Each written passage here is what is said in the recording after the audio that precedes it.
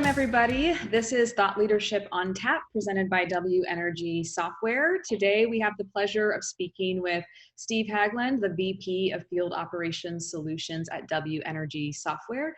Steve comes with over 20 years of experience in strategy, business development, operations, and integration in the information technology and oil and gas industries.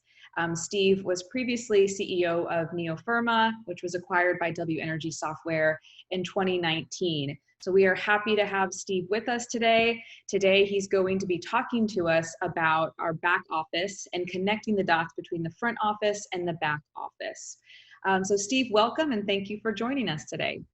Hey, Nicole, thanks for having me today. Great. Well, I know we're in this new remote environment where we're all working from home. And when we talk about efficiencies and trying to improve those efficiencies and reduce G&A costs, what kinds of strategies should companies be following to connecting the field to the back office, especially right now? Yeah, good question. Well, one of them certainly, which the situation now has brought out, is just the power of cloud-based software, mobility, and technology in general. You've got distributed workforces all over. Boy, if you don't have the ability to do some of that remotely, you're in trouble. So that's a big one. I think another one is just, a lot's been done to try and address it, but with data silos and the ability to share information across departments, there's still work to be done there. You still have a number of CFOs that say, why is it so hard to be able to pair up field data with budget, with actuals? And for a lot of companies, that's still a challenge, and it shouldn't be. So still work to be done there.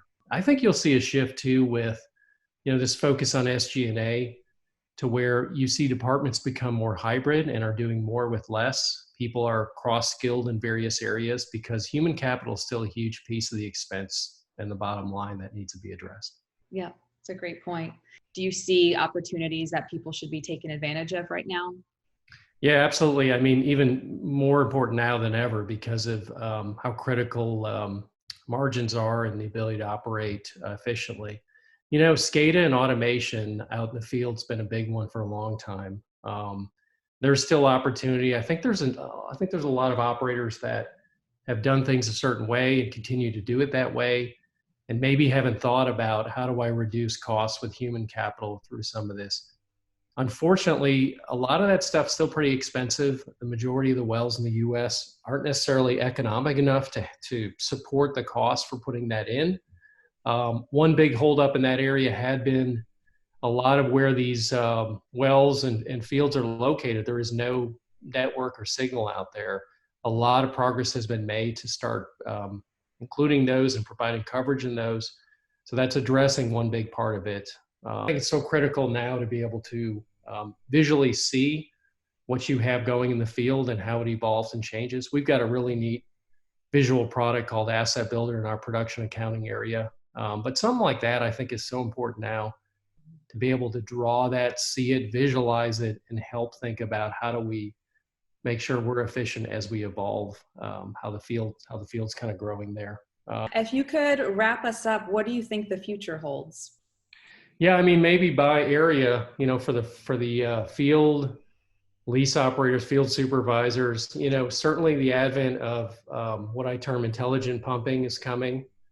We'll actually do a thought leadership separate session on that in the future. From an engineering perspective, somewhat parallel to that is what I call predictive analysis, which is, I've got all this data, how things have run. What are the odds of this or that happening in the future, and allowing me to plan for that? I think for the back office, you should see the ability to close, say, accounting months quicker. We reduce some of that lag in getting the information from various departments that we talked about. The ability to track more accurate accruals, especially now, is so critical. And then finally, maybe adopting technologies like blockchain. I think you'll see that introduced for procurement, supply chains.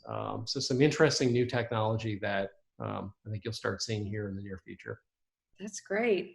Well, Steve, thank you so much for joining us today. This is Thought Leadership on Tap. So we're going to do a virtual cheers and thank everyone for joining us today. Cheers. Fantastic. Steve. Thanks, Nicole. Thank you so much.